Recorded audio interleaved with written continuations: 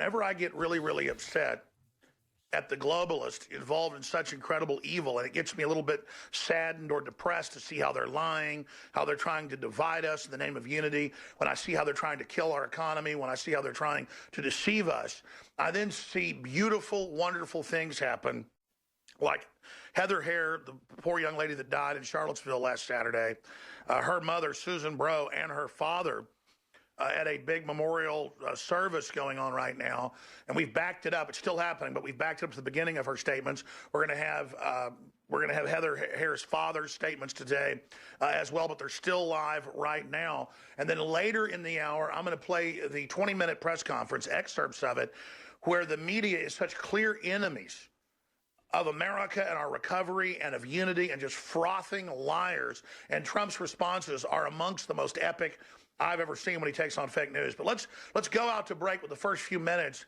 of this, just the loving words of Susan Bro, the mother of the young lady who got run over last Saturday in Charlottesville, in that nightmare situation that tears the heart out of any parent, because the fact that only 4 or 5 days later she's able to come out and show so much love and humility really, really touched, I know, my heart and your hearts as well. So here is this amazing level of love, calling for unity and not calling for the media to use her for hate and to use her for further division in America. Here is part of that statement. To spread. I don't want this to die. This is just the beginning of Heather's legacy. This is not the end of Heather's legacy.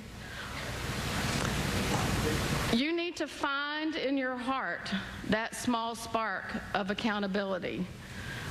What is there that I can do to make the world a better place? What injustice do I see? And what to turn away? I don't really want to get involved in that. I don't want to speak up. They'll be annoyed with me. My boss might think less of me. I don't care. You poke that finger at yourself like Heather would have done, and you make it happen. You take that extra step. You find a way to make a difference in the world. My child had a high school education. My child was no saint. She was hard to raise because everything was a negotiation. Not kidding, but you know what? She was a firm believer in whatever she believed. And let's do that. Let's find that spark of conviction. Let's find in ourselves that action. Let's spread this. Let's have the uncomfortable dialogue. It ain't easy sitting down and saying, well, why are you upset? It ain't easy sitting down and going, yeah, well, I think this way, and I don't agree with you, but I'm going to respectfully listen to what you have to say. We're not going to sit around and shake hands and go kumbaya, and I'm sorry, it's not all about forgiveness. I know that that's not a popular trend. But the truth is, we are going to have our differences. We are going to be angry with each other. But let's channel that anger not into hate, not into violence, not into fear, but let's channel that difference, that anger, into righteous action. Right now, down the road, there's a blood drive going on in Heather's name. Right now, there are people who are here willing to listen to one another and talk to one another. Last night in New England, they had a peaceful rally in Heather's name to have some difficult dialogues. Also have Dr. Steve Pieczenik popping in to look at the PSYOP. He was the former head of PSYOP operations at the State Department and the CIA. The PSYOP, the media is running off of these race riots they're trying to start around the country, and the teardown of historical monuments, which again is just a trigger to get people fighting with each other. We're going to be looking at that. We have an ongoing live event, vigil with Heather Hare's mother, Susan Bro, and her father. Very, very powerful, the things they're saying. We'll play some clips of that and some live clips. But the big elephant in the room, as usual, is Donald Trump. And boy, what a magnificent elephant he is. I watched that 20-minute press conference yesterday, and I watched it again this morning. We're going to play basically all of it today. But I'm going to start about 5 minutes in when he goes to questions. And then later, we're going to look at what he actually tried to say. Because the media wants Trump to fail. Globalists want free market nations to fail. They want the social context and the social contract of a free market system to fail, because globalism and technocracy and all forms of authoritarianism, from crony capitalism to communism to socialism to oligarchies to you name it, do not work 1/1,000,000th as good as a free market system. We've only achieved maybe 20-30% true free market behavior at the U.S.'s peak that ended around 100 years ago, where we had 10% growth rates from the time this country founded right through until the Civil War and then on after. Now they call 3% good. The globalists pick the winners and losers. They want a nation of renters. They want control. It's in their white papers. And here's Trump saying, 4 trillion stock market, 400 billion new jobs, 1.5 million new jobs, 3 million more, over 1,000 companies moved back, border more secured than ever, pulled you out of unelected TPP, pulled you out of the carbon taxes, got a good Supreme Court justice in, got them off the back of the Second Amendment, on and on and on and on and on, and building, if anything is true affirmative action, they are directing through federal grants and federal tax credits over 100 factories, large ones. And the president's put out a list of these on whitehouse.gov that are being built in predominantly black areas. And we're talking starting $20 an hour, other jobs $35, $40, $50 an hour. And then they're even setting up the skilled centers for the training for the entry level.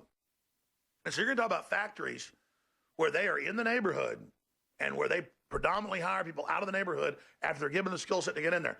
That is empowerment. That is giving people what they really want. All the studies show, to break the back of what you call classism or tribalism, you always have to have upward mobility and economy, and then that unifies the people around prosperity. The globalists don't want unity. They want divide and conquer. That's admitted. So it's an incredible time to be alive. I want to play a few minutes of Heather Hare's mother, Susan Bro, who was just speaking. She's still speaking live. We have the streams on Infowars.com. But we're live, going to play a few minutes of what she said a few minutes ago, where she was talking about, my daughter is not a victim because she wanted to go fight, not violently, but fight for what she believed in.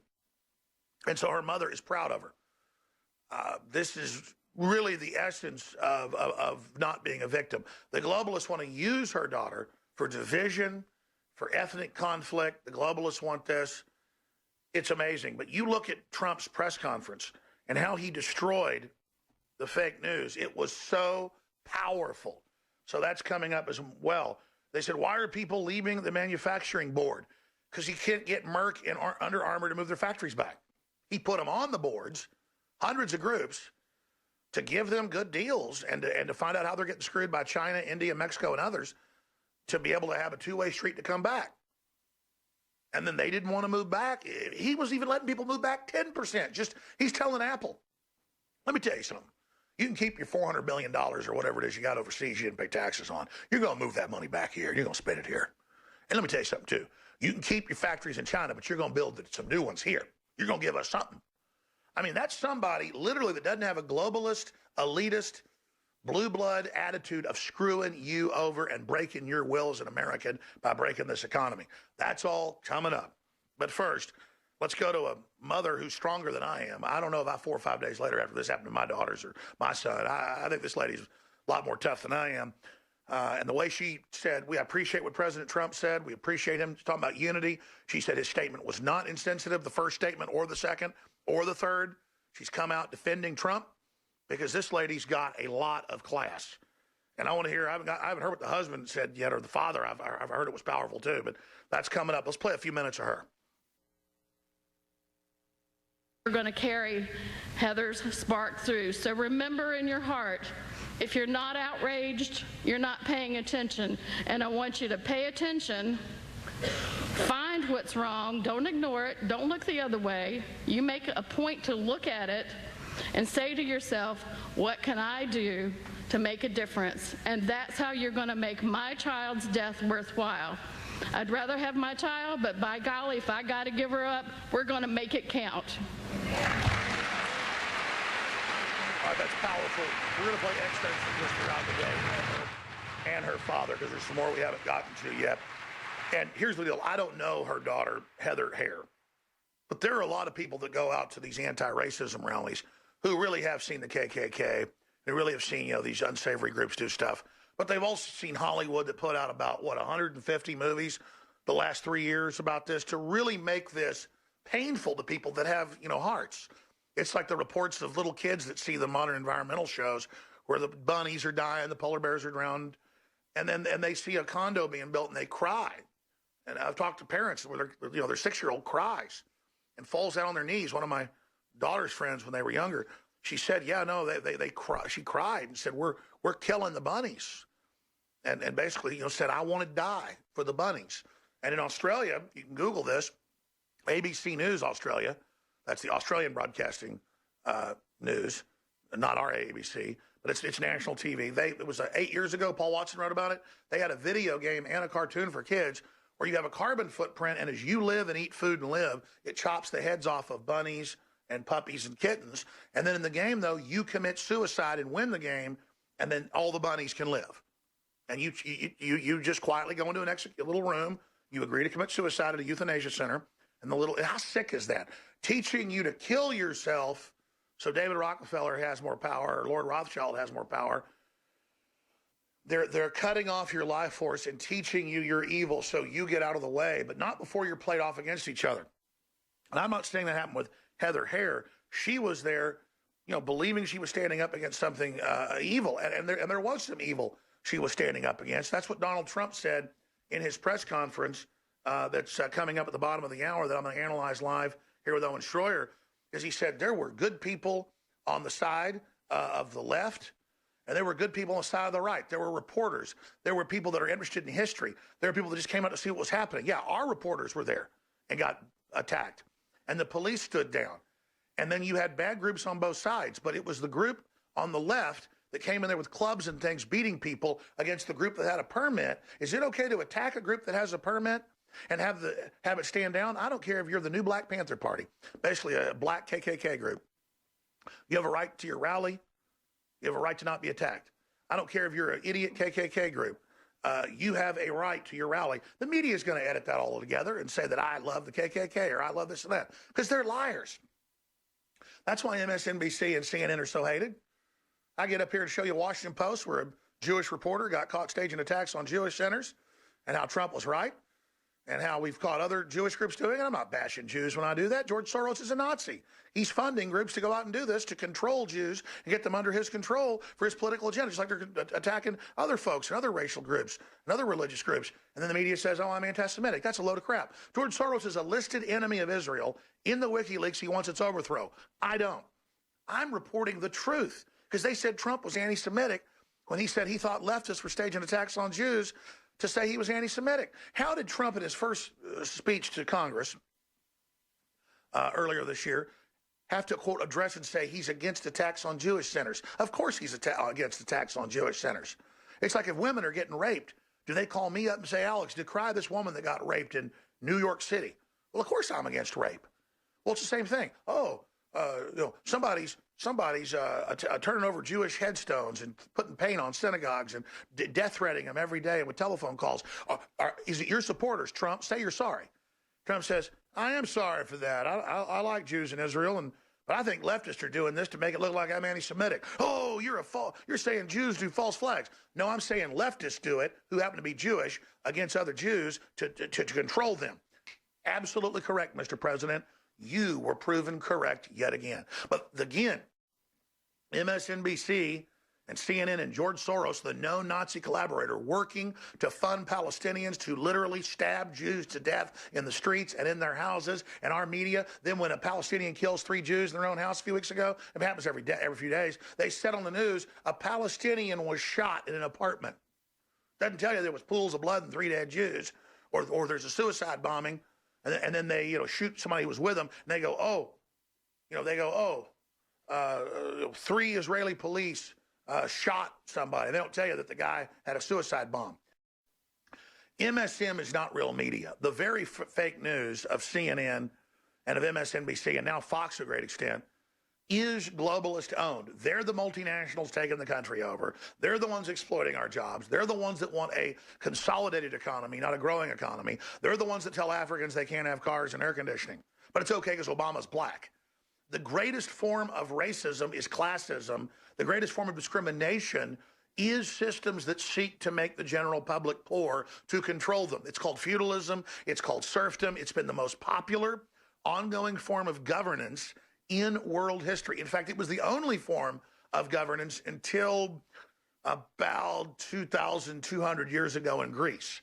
And their pure democracy was a bucket of black rocks, a bucket of white rocks. And if the ruling class could vote, only men that were landed and titled, they would vote with the rocks on what they were going to do, a straight up vote. They also voted routinely to kill people. So they didn't like what you said, they'd have a vote and throw you off a cliff or make you drink hemlock. So these are cold-blooded globalists that are running things. They're psychopaths, they're sociopaths.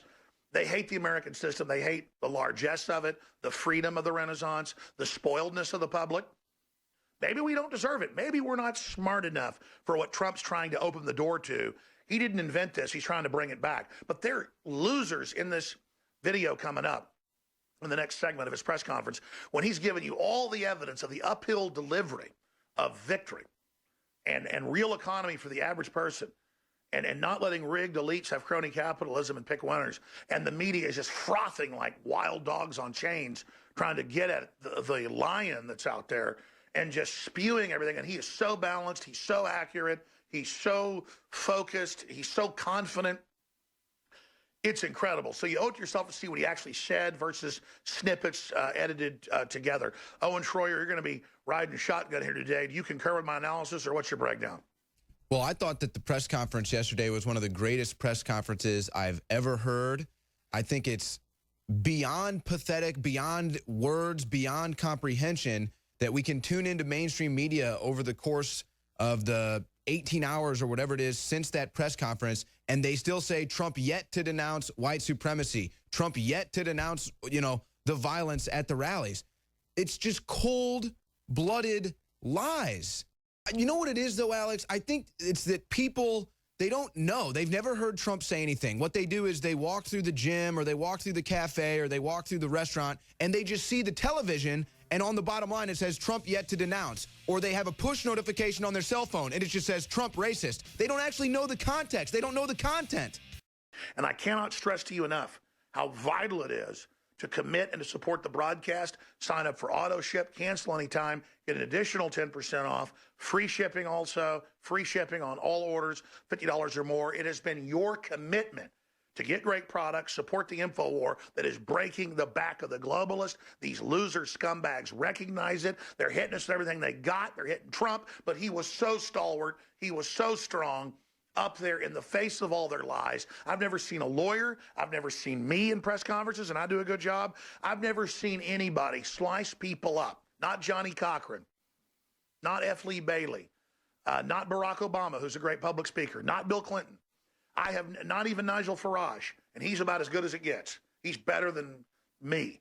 And ladies and gentlemen, he sliced them into mincemeat and devastated them with pure truth, with honor, with balance, with love, with reconciliation, with unity. And the mother and the father of the poor lady that died, they recognize that. They're saying, don't use our daughter for this. She died standing up for what she believed in, but they don't care. They're still going to use her. Oh, and I want to start getting to this powerful press conference. We may have to go 5 minutes the next hour to get to all of it. But, I mean, it's just, I don't want to sit here and just grovel at Trump, but he deserves it. Uphill battle. Enemy are coming after his family. Behind the scenes, I know the preachers he prays with. He really is getting, in fact, Gary Haven was going to get into it. He never got into it. When he hosts on Thursday, I want him to spend 20 minutes on some of the top preachers in the country that are personal friends with Trump and their private prayer meetings, because they said, no, they don't care if it gets out, actually. What Trump does behind the scenes, he wants it. He believes it. He knows it. And I separately have had private conversations about God with Trump. I'm not going to get into those, but he's talked about how he was always been a Christian, but was more focused on life, his kids, his family. He just loved God. It wasn't like he was a Pharisee having to just say, oh, I'm a Christian and being all fake. He doesn't like those people. But under the attack of the campaign, and what he went through, and Christians loving him and laying hands on him, and things that happen around the country, He said he never felt any energy like it, and now he's becoming a super deep Christian. And who wouldn't under the pressure he's under? And then delivering on the economy. Let me tell you something. I've always been a Christian too, but going through the stuff I've been through, it gets you real close to God. I can feel the Holy Spirit right now, and Trump can feel it, and he's addicted. That's what God gives you when you go through persecution, folks, is you get addicted to the Holy Spirit. It's a good addiction, and Trump has got the holy fire of the Holy Spirit. That's why it's called a fire, folks. You start burning once you get it. I mean, you heard Pastor Brown on. I think he's coming back on, what, today or tomorrow. Pastor Brown was on fire. We were finishing each other's sentences when we were on. He's an incredible speaker because it's the fire of God. And we were seeing that in Trump, standing against the hyenas, standing against those that want to make us poor, standing against those that are lying, standing against those that want to enslave us so they can control us and dictate our surrender, standing and razor blade sharp, slicing everything they said to pieces perfectly. I mean, I'd give him a 99.9. He barely stumbled for 1/2 second one time as they're screaming at him and hissing and yelling. I mean, he was just so manly. It was so strong. It was so honorable. It's the opposite of looking at a Michael Moore or a Nancy Pelosi that makes me feel dishonored even looking at him. Owen Schroyer. Well, it was one of those press conferences for me that I couldn't step away from. I couldn't turn away from. I couldn't get my ear off of. I had to hear the whole thing. I actually went back and listened to it again. It was so amazing. And what he's doing with these press conferences is he's providing an opportunity for people who actually want to get involved, people who actually want to be involved with taking this country back. He's giving them the opportunity to say, hey, look, I'm not perfect. I'm not going to be agreeing with you on everything, but we're going to make America first. We're going to come together as Americans. And anybody who wants to be informed knows this. So they're going to get on board and this is going to happen. The problem is we have LARPers out there and we have people who just read the push notifications, who don't know anything. They don't know what's going on. You look at the video you covered where they take down the statue in North Carolina. And then what are these people doing? They're kicking the statue. They're spitting on the statue. They're punching the statue, flicking it off. An inanimate object, okay? They've never been slaves. They've never seen slavery in America. They don't even understand true racism, okay? But yet here they are in a park pretending like they've actually done something. They've actually defeated the slave owner. Look at me. I've defeated the slave owner. I've defeated racism. No, you're kicking a statue. It's that right there is the mindset of these people. So I don't know how we can get the numbers on our side, but I think we're going to find that they're on our side when we go to the polls. I totally agree. And that's what God always gives us is a choice, especially a great nation like this that was founded as Christian. We're being given a choice to turn back. We're being given a choice at prosperity. We're being given a choice to really come together. We're being given a real loving president who has courage, who loves God, and who really wants to bring folks together. And we've got a bunch of frothing evil liars that funded the Arab Spring, globalism, world government, the breakdown of the family, hissing and screaming, saying we run your lives, hyping up a bunch of well-meaning young people who think they're Captain America and are getting a chance to go fight a Nazi, when in reality, George Soros finances almost all of it, and he is literally, according to MI6, the real character behind the modern-day Spectre. Okay, I mean, you cannot make this up. So let's start going to the press conference here. This is right after he breaks down 5 minutes of incredible, real economic news. And then they say, why are people leaving the manufacturing board? Well, he answers it. It's true. Merck and Under Armour have been given 7 months to just bring something back here. And he's given them all sorts of deals, opportunities, you know, to do this. And our media calls that corrupt. No, that's called free market. That's called nationalism. And then he says, why did you wait so long on the statement? Didn't do that. Again, he talks about gaslighting, how they're brainwashing people. Talks about Walmart, says you missed a critical opportunity to bring the country together. This is Walmart with its slave factories. This is just so incredibly sick to see Chelsea Clinton sending out tweets about always be radical, always choose a side, always be aggressive. Basically, don't come together when they're involved in slave factories and stealing people's money and robbing Haitians. I mean, this is just such a sick, evil group. Always remember that. Let's start rolling the press conference. If you have any questions, please feel free to ask. Why do you think these CEOs are leaving your manufacturing council? Because they're not taking their job seriously as it pertains to this country. We want jobs, manufacturing in this country. If you look at some of those people that you're talking about, they're outside of the country. They're having a lot of their product made outside. If you look at Merck as an example, Take a look where, excuse me, take a look at where their product is made. It's made outside of our country. We want products made in the country. Now, I have to tell you, some of the folks that will leave, they're leaving out of embarrassment because they make their products outside. And I've been lecturing them, including the gentleman that you're referring to, about you have to bring it back to this country. That's right. You Hit can't do pause. it necessarily. Hit pause. Back it up 10 seconds. And it's not like he's just saying that. I read the business pages. I read them online probably 45 minutes a day. It's one of the least areas I do study, but I study it. He's been grilling every day, calling some days 200, 300 companies, having meetings with them a couple days a week, taking them golfing, the big ones. And he's gotten Chinese and Indian and Russian and Mexican companies to move here, SoftBank, Japan, Mitsubishi, South Korea. And he just does it saying, listen, don't you want to have an economy long-term to keep buying your stuff? You can have 50-50 or 60-40 even. You got to start next year. I want 10% of your production in the United States. That's what he tells them. And then he's got these guys on his board. He's going, look, I'm going to get you the tax breaks, everything. What do you have to lose? Bring the factories back. Start something here. Make something here. Make the foam that goes in the shoes. Make the fabric or something. Sew it together here. You're going to do something. And he's like, why won't you do it? Because you're a globalist. So again, he's embarrassed them. They're economically hurting America. They're economically knowing that it's part of globalism to make us poor, to make us dependent as part of a strategic plan. And Trump's calling them out. So then they leave when they're the traitors on, oh, look at the race stuff. He didn't decry it enough to get little cheap points when they're the ones that actually screwed you over as part of an organized plan of economic warfare against everyone. Here it is. Outside, and I've been lecturing them, including the gentleman that you're referring to, about you have to bring it back to this country. You can't do it necessarily in Ireland and all of these other places. You have to bring this work back to this country. That's what I want. I want manufacturing to be back into the United States so that American workers can benefit.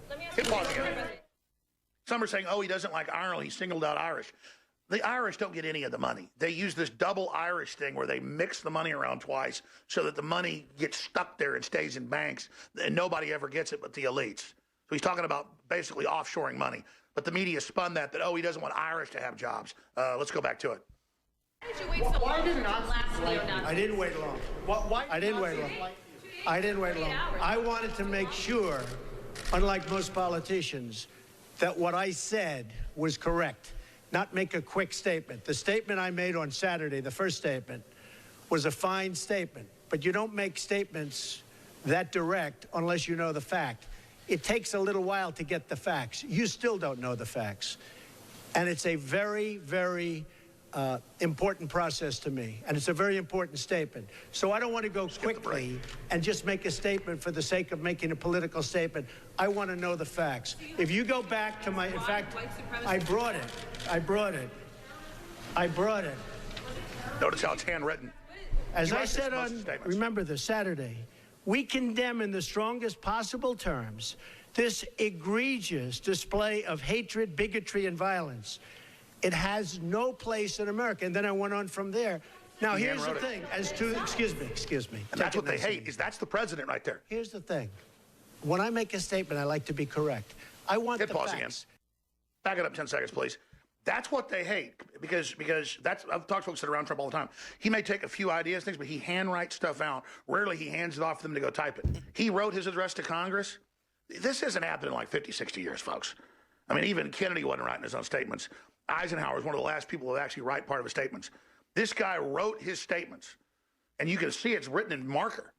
He sat there, watched it, tried to figure out what was going on, came out a few hours after it, wrote a statement. He tweeted while it was happening and said, we decry all this racism. The point is, he's the presidency. No elite wrote that. That's why the elites want control of the big American power. That's his big sin, is that he wrote it. He did it. He's real. Let's go back to him. Make it nice and easy. Here's the thing. When I make a statement, I like to be correct. I want the facts. This event just happened. In fact, a lot of the event didn't even happen yet as we were speaking. This event just happened. Before I make a statement, I need the facts. So I don't want to rush into a statement. So making the statement when I made it was excellent. In fact, The young woman, who I hear is a fantastic young woman, and it was on NBC, her mother wrote me and said, through, I guess, Twitter, social media, the nicest things, and I very much appreciated that. I hear she was a fine, really, actually, an incredible young woman, but her mother on Twitter thanked me for what I said. And honestly, if the press were not fake, and if it was honest, the press would have said what I said was very nice.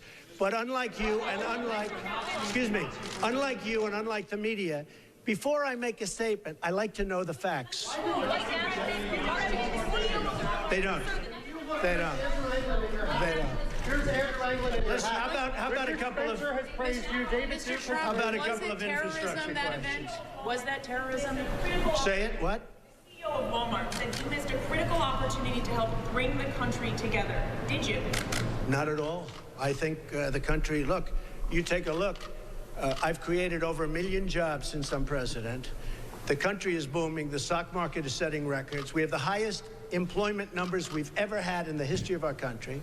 We're doing record business. We have the highest levels of enthusiasm. So the head of Walmart, who I know, who's a very nice guy, was making a political statement. I mean, ask him how I do it the same way. And you know why? Because I want to make sure, when I make a statement, that the statement is correct. And there was no way of making a correct statement that... You know what's crazy? If they're able to defeat Trump, we're defeating ourselves. I mean, look how God's giving us all this prosperity, all this incredible stuff right in our face, everything coming. He wants to unlock all the gene editing, all the technology for life extension that the globalists, the Democrats and Republicans don't want you under Obamacare to have access to all this advanced life extension. He wants you to have access to all of it. I mean, you know, it's his actions are incredibly real. And he's just surrounded by scum, surrounded by the swamp. And he's trying to turn the economy on for the people. It's amazing.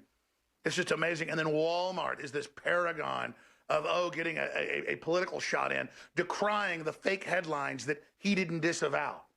When they lie and say that constantly. They're saying he didn't disavow on Monday now. They're saying he didn't disavow yesterday. When he said that there were people on both sides that came not looking for trouble, who had rights to assemble in America. What about that? Let's go back to the clip. Nazis were there. I didn't know David Duke was there. I wanted to see the facts. And the facts, as they started coming out, were very well stated. In fact, everybody said his statement was beautiful. You got to understand, back when Trump grew up around the same time as my dad, the KKK was so uncool that when I talked about my grandfather standing up to the KKK, my dad went, well, Alex, it wasn't that hard. Everybody hated him. They were all toothless idiots. I mean, okay, yeah, he did. But it's like they were a joke then. The media takes these people, builds them up. Most of them are actors. It's come out most of them are actors. It's totally staged. And the media falls into our trap when they attack me saying, he says they're actors when they've been caught. You know, so many groups, out doing this. In fact, put that Charlottesville picture up about the mother and then just the photo of the KKK guys there. And look closely at those photos. When I saw those photos, I said, is that a black guy? Because when I saw the KKK guys, it looked like they were partially African-American. And that was the weird thing when I've been to these rallies, is that it looks like minorities in the KKK outfits. I mean, I have video of this. This is really, like, they can't even get real white idiots to go do this. Like, I want to find this guy. Because, the organizer formerly worked for Obama and worked for Black Lives Matter and worked for Occupy Wall Street and worked for the Democrats. But, now he's the leader of it. I mean, see how I'm saying they're always Democrats? It's just they are. I mean, look at this guy.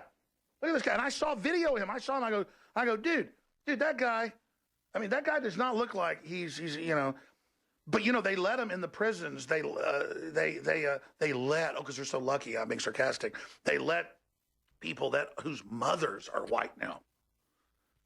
So if your mother's white, you can join the KKK. So you've got these self-hating people who hate their brown side. I mean, I'm proud of my Native American heritage.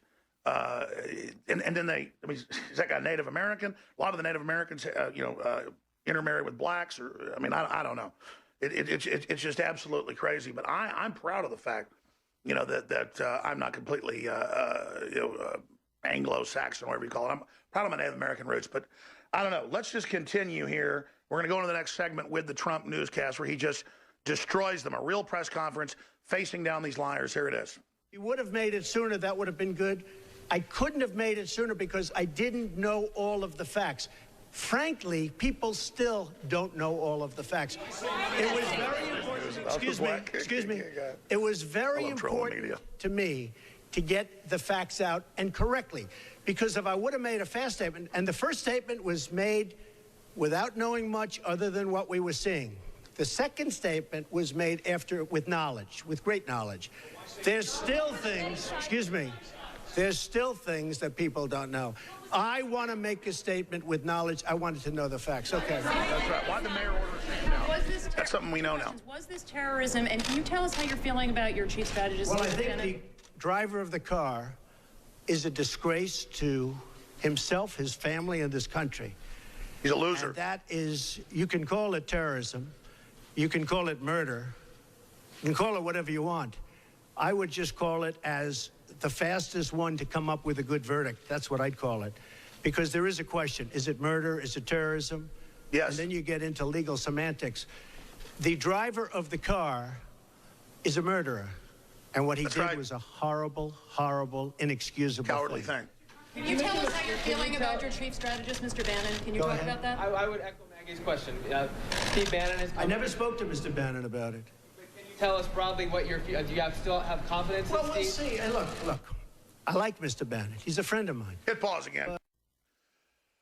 He's in New Jersey. He writes it on the back of a piece of paper, his statement, basically the same thing he said on Twitter while it was happening.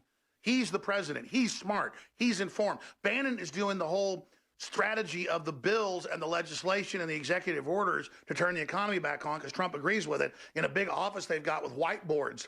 That's what he does with Bannon. But Bannon doesn't tell Trump what to do. We got a bunch of old white men, a bunch of old globalists wanting to get rid of the family, demonizing the free market economy. Everything they're doing is to sabotage to get full control. Owen Schroyer is going to be hosting the rest of the transmission while I'm out here on a workcation on the West Coast. We've got so much coming up today, but let's continue with the powerful press conference where Trump just savaged the globalists yesterday. Tell us broadly what your... Do you still have confidence in Steve? Well, we'll see. Hey, look. I like Mr. Bannon. He's a friend of mine. But Mr. Bannon came on very late. You know that. I went through 17 senators, governors, and I won all the primaries. Mr. Bannon came on very much later than that. And I like him. He's a good man. He is not a racist, I can tell you that. He's a good person. He actually gets a very unfair press in that regard. But we'll see what happens with Mr. Bannon. But he's a good person, and I think the press treats him, frankly, very unfairly. Do you have confidence that Senator McCain has called on you to defend your National Security Advisor, H.R. McMaster, against some of these attacks? I did it the last time. And he called on it again, linking this Senator McCain? To the alt-right. And Senator McCain, you mean the one who voted against Obamacare? And he said who is Senator? You mean Senator McCain who voted against us getting good health care? McCain said that the alt-right is behind these attacks, and he linked that same group to those who perpetrated. Let's back it up. McCain, the guy that funded the Arab Spring and Al-Qaeda and ISIS. McCain of the Keating Five, of the Hanoi Hilton. McCain just involved in helping get Obamacare passed, who is a Democrat and is the leader of the Democratic Party. They admit he is the highest polling member of the Democratic Party who's a male. His counterpart, Pocahontas, is the highest poller. So, I mean, he's the leader of the Democratic Party. That's how the Republicans have sabotaged this country. And we're taking back the states. We're taking back the state houses. We're taking back the systems. And they know it. That's why they're panicking and lying and trying everything they can because it's not working. And they bring up Bannon like his first statement was written by Bannon and it was racist when it wasn't racist and it wasn't written by Bannon. And then they bring up John McCain, one of the biggest liars in the world. Here it is. These attacks, and he linked that same group to those who perpetrated the attack in Charlottesville. Well, I don't know. I can't tell you. I'm sure Senator McCain must know what he's talking about. But when you say the alt-right, define alt-right to me. You define it. Go ahead. Well, I'm saying, define it for me. Come on, let's go. Define Senator McCain defined them as the same group. Okay, what about the alt-left that came? I'm going to come back and do some more on this. This is too important. But Do you understand how smart Trump is? We're going to play more of the clip in a minute. He says, define alt-right for me. Because Hillary creates the term nine and a half months ago, says it's everybody that opposes her, and then now that it's a new term they own, they can then attach whoever they want to it. Oh, look, Alex Jones and Donald Trump are alt-right. That's KKK. They say alt-right, then they say, oh, that's KKK. And then they say, oh, Stephen Bannon runs it, he's KKK. Just all made up. So he says, okay, you define alt-right for me. Knowing they can't, knowing it's a trick. Man, he's good. Let's play another minute of this. Come on, let's go. Define Senator McCain defined them as the same group. Okay, what about the alt-left that came charging at him? Excuse me. What about the alt-left that came charging at the, as you say, the alt-right? Do they have any semblance of guilt? This is Senator McCain's statement. Let me ask you this. What about the fact that they came charging with clubs in their hands, swinging clubs? Do they have any problem? I think they do. That I don't even know who developed it. I remember Pieczenik like 10 years ago saying they're going to devolve power back to the Midwest, back to the South. We're going to unify everybody around free market. And we're going to break the back of the controlled left and the Republican establishment. And then the EU is going to implode. And then we're going to have the second American Renaissance. Well, I already kind of had that idea, but Dr. Steve Pieczenik, you know, obviously talking to his sources inside the government, said they were going to support that move. And that's why you see the left, the globalists, the Republican establishment freaking out with $400 billion in new jobs, $4 trillion in the stock market, over 1,000 new companies, and just saying to the president, you're a racist, you're a racist, you're a racist, when he's given 3 press conferences saying he decries racism. So more of this throughout the hour. I'm going to get out of here and let Pieczenik host and take some of your calls at 800-259-9231 on the events, on what you're witnessing, on Korea backing down. I tell you, Skousen's got some great sources, doesn't he? Boy, I'm telling you, going back forever, saying that if they launched those missiles at Guam, Trump was going to hit them. That's the word I got. Notice North Korea backed down. That's what Pieczenik said was probably going to happen as well. So we'll talk about that as well. 800-259-9231, 800-259-9231. But first, a great point he made. Okay, Thomas Jefferson called for ending slavery in the first Declaration, but they struck it. He was born with slaves. He ended up basically marrying one of them. There were slaves where they were treated horrible, slaves they treated good. Well, no one's defending the institution of slavery. It's going on in Saudi Arabia and Sudan today. The point was England was the first to get rid of it and then would attack ships for 100 years, making it go away. Part of our Revolutionary War and the 1812 War came, England was saying you can't have slavery. 2% of America was involved in slavery. It's not some guilt we all have, and other countries still have it going on. It's used to control us. And so they say, oh, get rid of Robert E. Lee. His Arlington Cemetery is where his farm was. He was on the Northern Army. He was the head of West Point. He didn't want to be in the war. But the North engaged in atrocities, so he joined it. I'm not on the North or the South. It was a tragic event engineered by British intelligence to break the country up if you study it.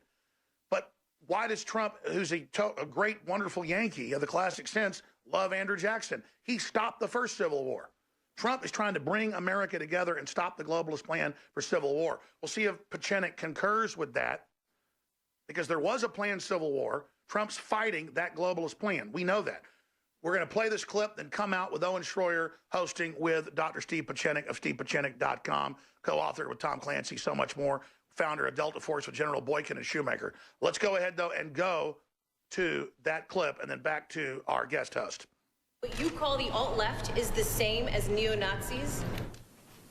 Those people, all of those people, excuse me, I've condemned neo-Nazis. I've condemned many different groups, but not all of those people were neo-Nazis, believe me. Not all of those people were white supremacists by any stretch. Those people were also there because they wanted to protest the taking down of a statue, Robert E. Lee. So, excuse me, and you take a look at some of the groups and you see, and you know it if you were honest reporters, which in many cases you're not, but many of those people were there to protest the taking down of the statue of Robert E. Lee. So, this week it's Robert E. Lee. I noticed that Stonewall Jackson's coming down. I wonder, is it George Washington next week? And is it Thomas Jefferson the week after? You know, you really do have to ask yourself, where does it stop? But they were there to protest, excuse me. You take a look the night before, they were there to protest the taking down of the statue of Robert E. Lee. Infrastructure question. Go ahead. Should statues of Robert E. Lee stay up? I would say that's up to a local town, community, or the federal government, depending on where it is located. Are you against the Confederacy? What you're calling the alt-left and white supremacists on the same moral plane. I'm not putting anybody on a moral plane. What I'm saying is this. You had a group on one side and you had a group on the other, and they came at each other with clubs, and it was vicious, and it was horrible, and it was a horrible thing to watch. But there is another side.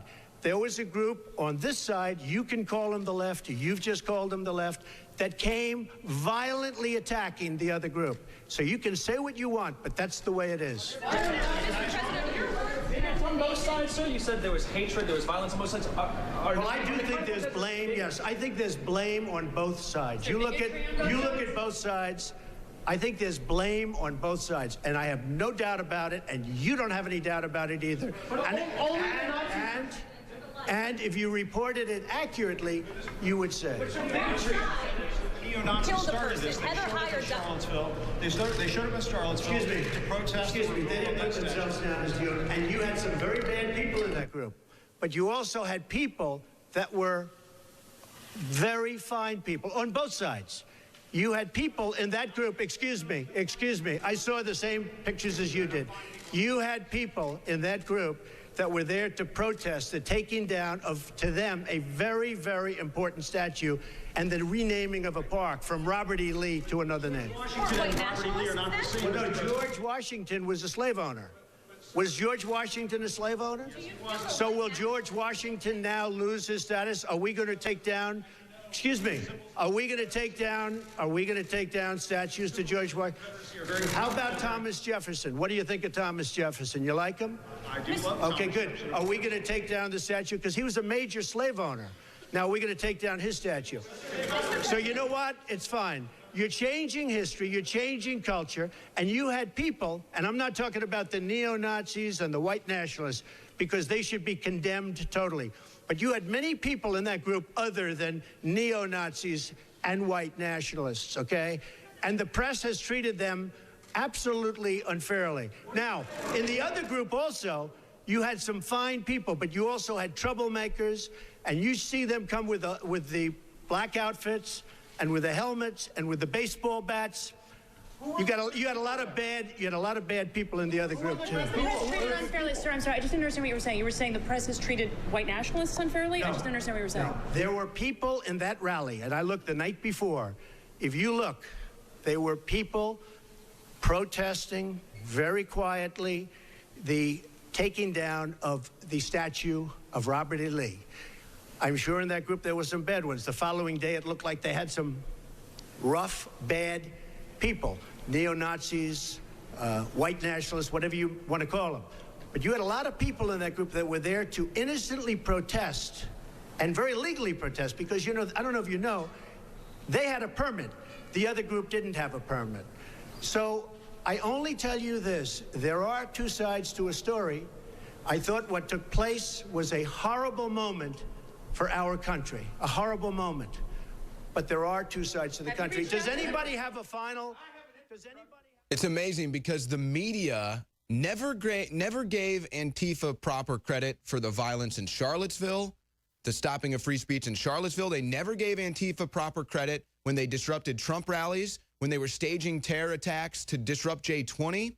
The media never gave the Democrats proper credit when they had Bob Kramer, Scott Fovel, and Aaron Black on the streets instigating violence.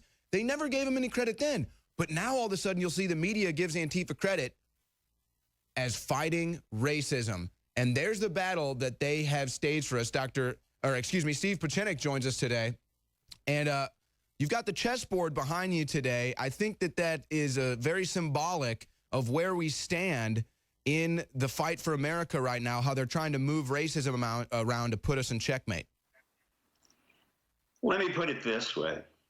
I'm not surprised this occurred. This is something we talked about a year ago or so. I said there would be groups that would be pitted against us.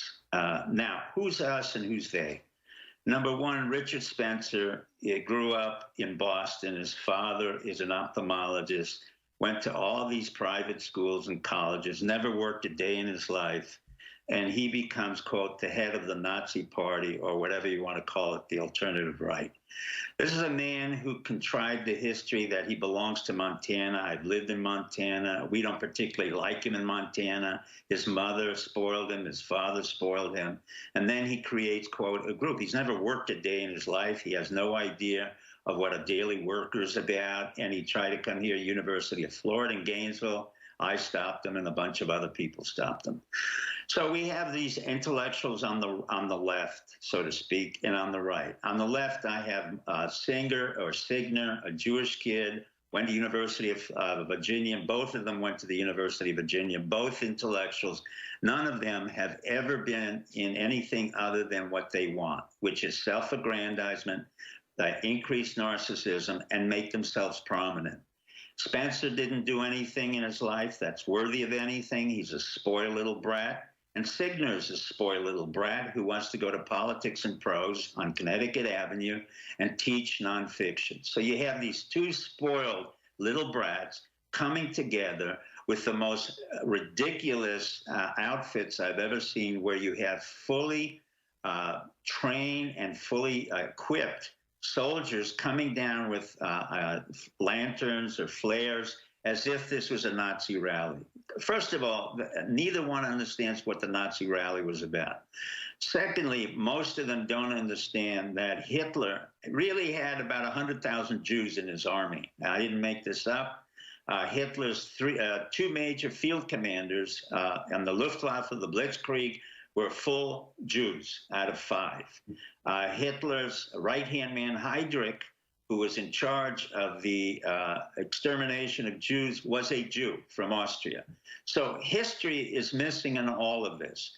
On the left, they forgot that they gave birth to eugenics in Germany. It was the left, particularly Stanford University, University of the Rockefeller University, and Harvard, who gave the grants that eventually went to Mengele to do the eugenics and eugenics experiments. Also, it was Margaret Sanger who inspired everybody to get rid of any child that was not adaptive. We'll be right back with more on The Alex Jones Show.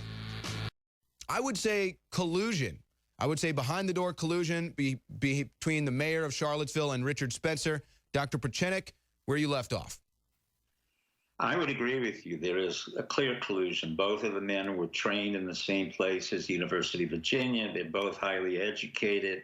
They both owe their allegiance to their specific parties. In the case of Spencer, he just made up some nonsensical party called the Nazis, or the alternative right, or alternative media. He didn't create the expression alternative media.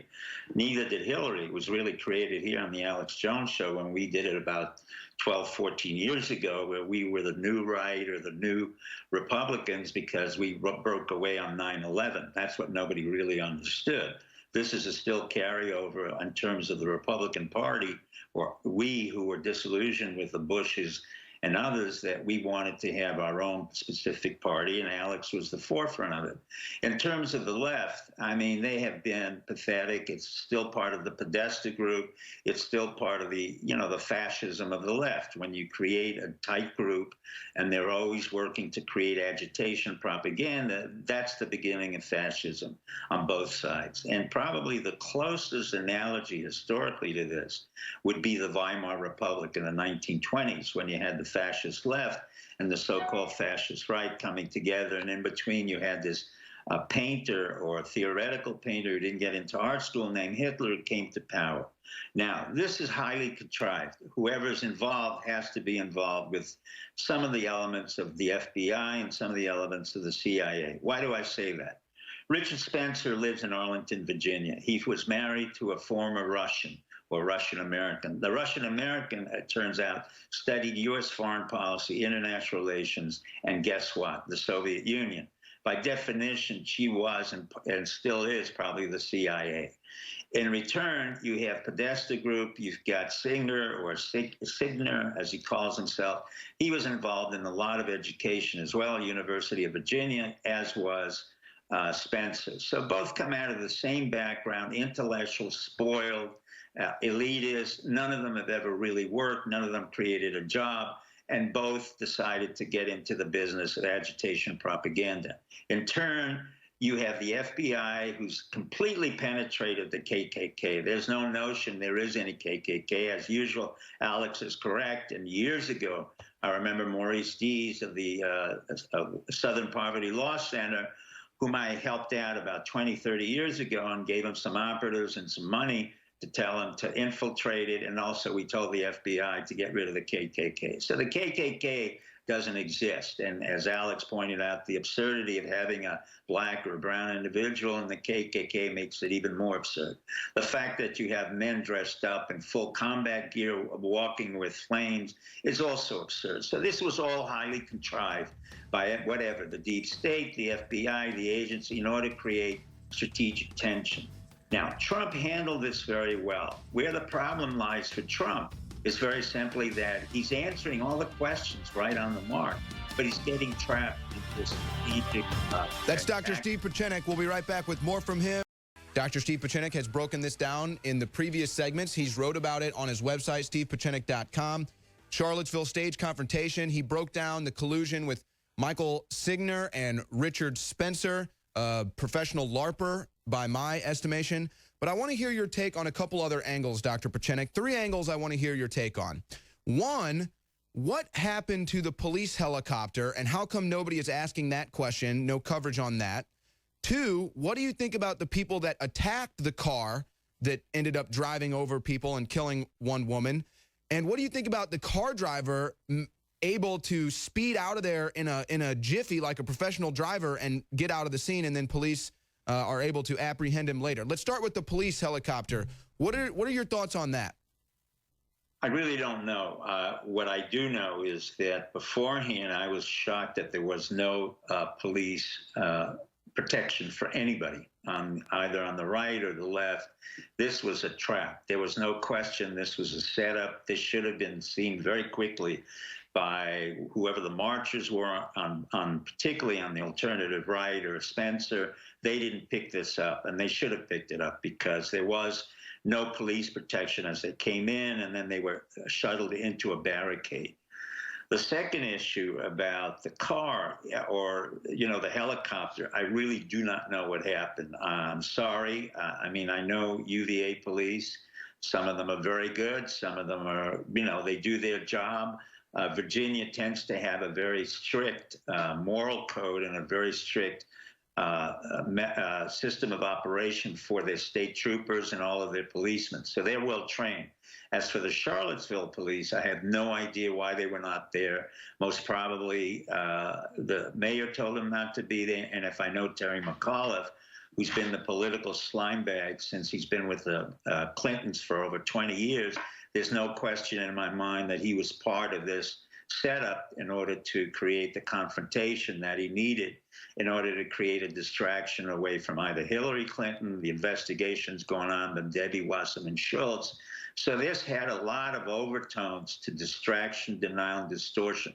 It's an old intelligence technique, but it's not working that well. And in terms of the driver, they said he was schizophrenic. They said he was on medication. I'm a little bit surprised that he was brought into the Army, given the fact he was schizophrenic. I'm not surprised the Army threw him out within 4 months. And then he immediately went to whatever organization that he said he was pro-Nazi. Most people have no idea what the Nazis really were, who they were, and how they fought. It just sounds great, and they have no idea what the underlying basis was for National Socialism. If he's crazy, then I think he should be evaluated, and then he should be either placed in a psychiatric hospital, which I would not recommend, since I would say he was quite sane according to the McNaughton ruling. In other words, he knew exactly what he was doing, and he should be prosecuted accordingly and tried for murder. And whether you want to call it terrorism or intentional murder, there's no question in my mind he's a murderer. As a result, the prosecution on a federal level has to be consistent with intentional murder and no mitigating circumstance. I do not say he was a schizophrenic at that point. I completely agree, and it's pretty obvious that anybody in their right mind would completely condemn a psychopath mauling people down in a car. But I'm just curious, how come there's been no talk in the media or anyone about the people that were beating his car, the people that were hitting his car with bats? I mean, this is the kind of thing that if we don't stop that, you could have another similar incident. Well, what you've got here, with all due respect, when we start getting into the weeds of the garden, what you're finding out is this is just the small elements of agitation propaganda. It doesn't matter. Once the confrontation occurs and once there's a decision to have these two elements collude together, as you would say, anything is possible after that. And basically the free-for-all becomes part of the agitation propaganda. So you didn't have police intervening at the right time. You didn't have any sense of civil order. The governor really was totally inept, as one would expect of Terry McAuliffe, and the Charlottesville mayor is totally inept. Again, I mean, he's very much of a kind of elitist, pansy type, exactly like Richard Spencer. These are not people who are serious. Will it happen again?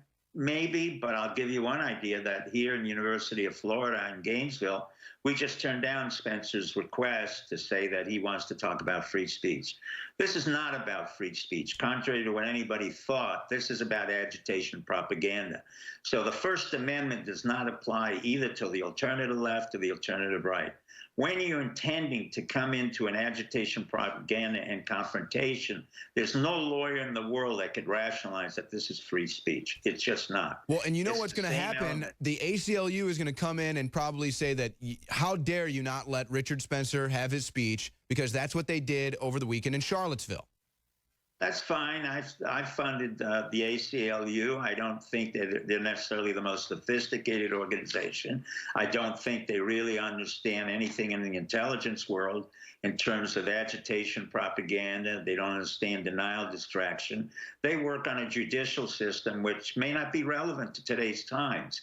And I respect what they've done in the past, but I don't necessarily agree that premeditated confrontation is the right to speech, and that's not a First Amendment right. And this is how they're trying to stage the Civil War, at least in my opinion, to clash these two groups against one another. We're now joined also by Alex Jones. So Dr. Steve Pieczenik on the line. Alex Jones with us now. I'm Owen Schroyer, kind of playing traffic cop here. Alex, welcome back to the program. You bet. I'm on a working vacation, but actually out here working on several things while I'm in Seattle with some family. But I was going to go on a hike here in a few minutes. That's why I'm in my regular T-shirt. But I was getting in the car to drive to the mountain, and I'm listening to you guys on the iPhone app.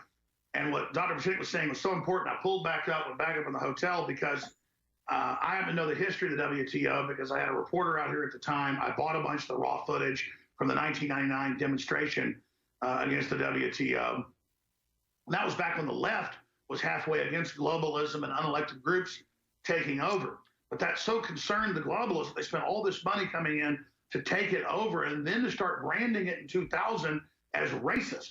So they began to fund the white supremacist groups and others that have been well known. And even Texas Monthly's written cover page articles about the FBI creating fake Klan groups. As Dr. Pieczenik was saying, intelligence agencies setting them up, Oklahoma City using German intelligence, Southern Poverty Law Center.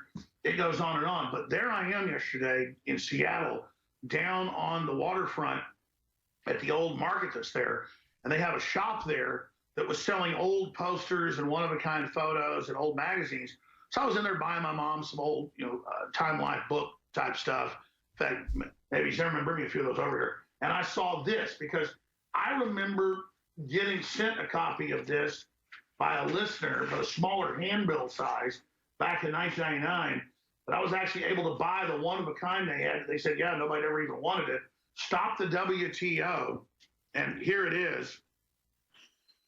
And it says right there, Agitprop. And it talks about what they were doing. Peaceful people out here peacefully demonstrating against the World Trade Organization transferring our sovereignty. And they can't have that. So then they posed 50 people who were government house protected, trained in Oregon by big foundations to come in, be violent, attack police. The police stand down. Then they come in the next day, attack the peaceful crowds because the public had already seen that. And that's the standard deal. And you heard what he was exposing with Spencer and the guy's wife and the whole background. It's all complete cutouts. They don't even try to hide any of this stuff. And this is Steve Pieczenik, who ran the psychological operations, you know, the Camp David Accords back when he was younger and all those other things. And this is a real player telling folks this is going on.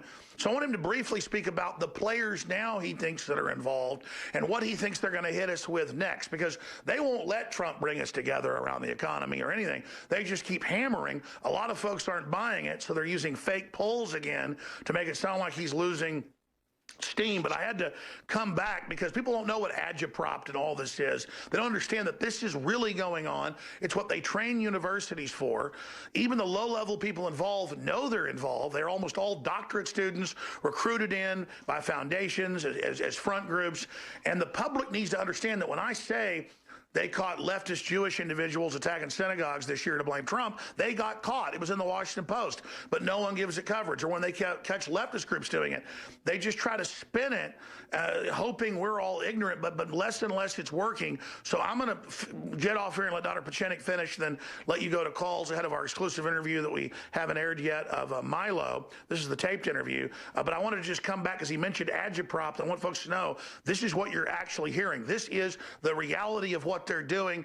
Please continue. You know, Alex, as usual, you're right on the button, and so is Owen. What agitation propaganda is, it's an old technique that we've used for centuries. Actually, the Germans used it, the Russians use it. Everybody uses it in order to create a distraction. I mean, you have Trotsky, you have Lenin. Lenin's right-hand man was Trotsky. What was he famous for? He was famous for coming in, creating agitation, and then making sure that the two elements, the White Russians, the Soviets, would attack each other, and therefore they could neutralize both of them and eventually take over as the Communist Party. Trotsky's mistake was fish in the James Bond From Russia with Love. It's like the fish, where they get the two Siamese fighting fish to almost kill each other, then the one's almost dead and the new one can come in and take him out. Again, Alex hit it on the head. One of the reasons I always love to come on the show is because Alex knows a lot, and he doesn't reveal it, but it's true.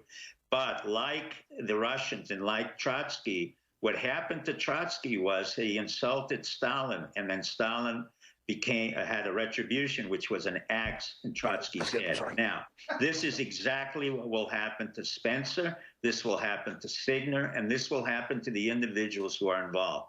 The reason for that is very simple. Those of us who know the deep state, who know everything about agitprop, we know exactly how it's created, where it comes from, who's funding it. We'll make sure that these leaders, and this is a warning to them, and I have rarely missed my warnings, that they are in trouble, they are in danger now of being killed by their very own people who set them up. Whether it's the FBI, the CIA, or whatever foundations you want to talk about, they will not be able to continue. Now, why do I say this? Because when Spencer went up to Montana, and Montana he went to is a very elegant, rich area, Whitefish, where you go sailing, you go fishing. He didn't go into Montana to work. He didn't work a day in the lumber camps. He never worked a day creating a business. I had 4 businesses in Montana. This is a spoiled child, literally a child whose mother got into fights with people in Montana. And I called up my friends, the conservative Republicans in Montana, and they say, this is a brat. And so he was picked up because he is a brat. He's easily controlled. He has nothing to do with Semitism or anti-Semitism. He's just a jerk who has nothing to do, and he's lazy. The same thing with Signer. Signer is a Jewish kid who's a schlep. He never worked a day in his life. He was part of the transition group under Obama. So what happens is the deep state, some of us come in, we pick each one of these guys, we tell them they're important, we fund them money, and then we say, go at each other. Now, the big difference here is what Alex said and what Trump said. Number one, let me be clear about our Civil War. Our Civil War was never, but never about slavery. It was always about money and the increased domination of the Industrial Revolution in the North. And we wanted the Missouri River, we wanted the Mississippi, we wanted New Orleans. Similarly, this new war will not be a civil war because Abraham Lincoln was not that stupid, but he was not that healthy, nor did he care about blacks. Let me be very clear. If you look at the statements that Abraham Lincoln made, he said, blacks are inferior. I don't want them in the America. I want them deposed. and sent over to Liberia. In fact, Lincoln mandated that Maryland, Delaware, Missouri must be slave states in order to make sure the political elite could control the South, and then eventually could do what he wanted.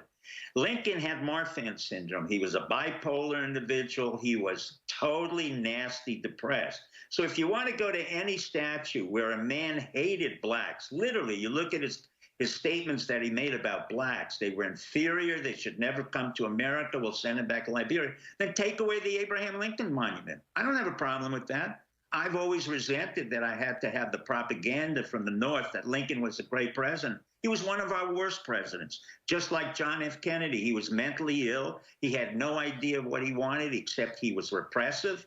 He was a fascist. He arrested all of the judges in Maryland, all of the journalists, and then created auto-genocide, where 950,000 boys were killing each other. Now, you tell me that's a great president, and I want to hear the press retaliate with any sense of history. So what do we have in academia? We have this notion that Lincoln was one of our greatest presidents. Absolute nonsense. Doris Goodwin, who was the writer about Lincoln, was the same woman who seduced LBJ on his biography. So you have academia involved in the polarization of a country. You have professors who are tenured who have no idea what the history is about. You have PhD students who continue just propagating nonsense. And there's no history or a basis of facts. We don't talk about the history of America. We don't talk about the fact that Lincoln was very close to kind of a Pol Pot who made sure that we destroyed the entire South in order to get railroads, in order to get Mississippi, in order to get New Orleans. He didn't give a damn about the blacks. We had white slavery coming in. Ask every Irish family who came in during the 1840s, 50s, and 60s. The first thing the Irish came in for, they were sent into the war. And if they couldn't buy their way out, they were the real slaves in the North. Grant had a slave. Lee had a slave. I mean, this is absurd. So the distortion of history, as articulated by academia, was absurd. And that was part of the propaganda that I had to learn in the North and disavow when I came to the South. The South was far more integrated than anybody ever realized. I'm still living here in the rural South, and I have mixed couples at a far greater rate than I see in the North. Robert E. Lee was not only the number one student at West Point, he was, as you said, Alex, the superintendent of West Point. The reason he went into Northern Virginia is because his loyalty was the patrician family in Virginia, not to the South. He eventually agreed to be the head commander of all the South only years after he was in the war. He was a great tactician, but not a great strategist. And in turn, we have Grant, who's portrayed as some kind of alcoholic, who was a brilliant strategist, was an excellent command and control officer, and did exactly what he had to do to fight the war.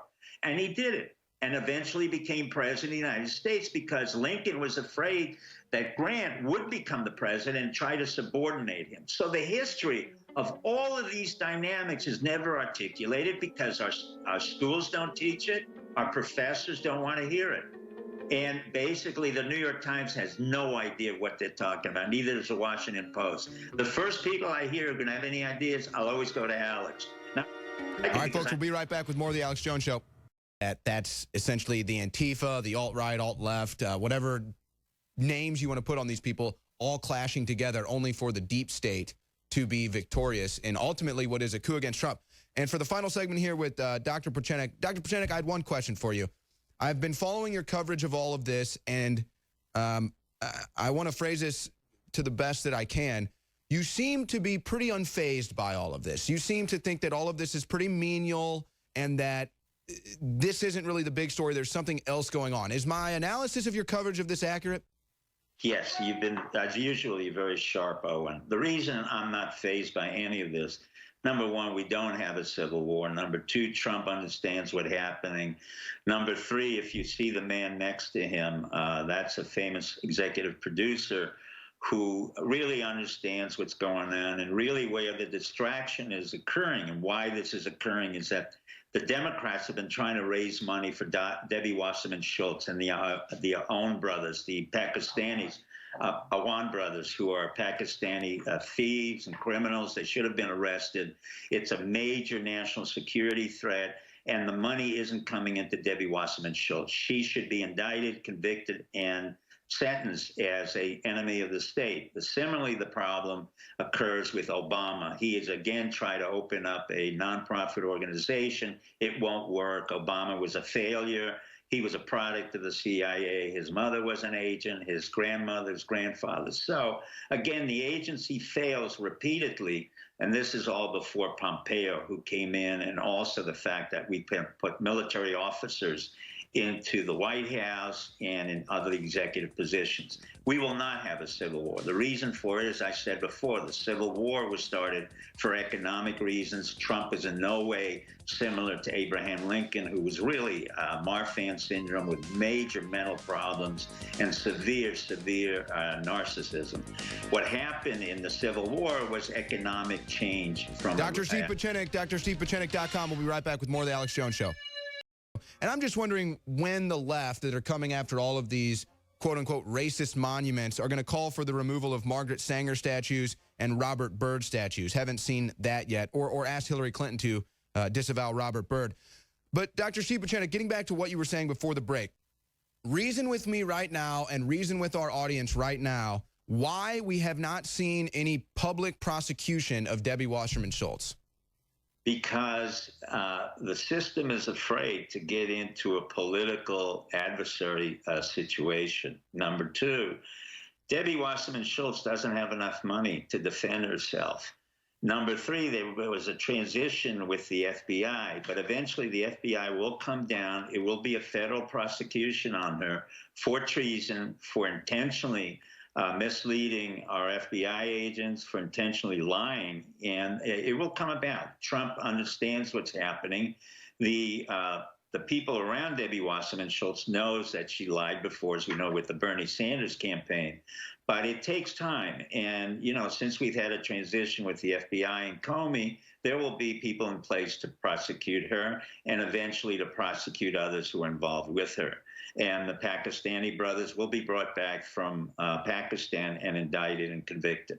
How much control does Wray have over the FBI right now? Almost none, because the FBI, look, it was created by a man who was a drag queen. I mean, think about it. Which organization was created by an American drag queen like J. Edgar Hoover? And then they try to sustain a credibility throughout the next 40, 50 years. I've worked with the FBI. I mean, there's some good guys, some bad guys, but for overall, they're dysfunctional. They've always been dysfunctional. It started with a Hanafi Muslim. They couldn't do anything, and then they make protestations. But basically, I eliminate them. They're useless in many ways, like the CIA. The military is far more effective in DIA and other branches of our intelligence. You've been calling out the gaslighting in the media to try to invoke President Trump to do something drastic or rash. Do you think his response with the press conference yesterday was the track in the right direction? Yes, I think Trump, as Alex said, he's very smart. He's very bright. He knows exactly how to handle this. What he's doing, basically, is he's creating a distraction away from what we've been doing in Raqqa and Mosul. And basically, we've had success on the military ground. We've had success in North Korea, as I said we would, and we will have success on the infrastructure. Once the infrastructure projects come in, and the Goldman Sachs boys are going to be in charge of this, and Blackstone, the head of it, Schwartzman, will be in charge, you're going to see the Democratic Party basically implode, and they know that. This is the end of their existence. Once the tax cuts come in and the infrastructure projects come in, Schwartzman has basically sealed their death sentence, and so you will not see the alternative left being all that functional. This is not a civil war. This is just a distraction from the main agenda. So what do you think desperate Democrats will do here, final 60 seconds of the segment, as they prepare for their ultimate death?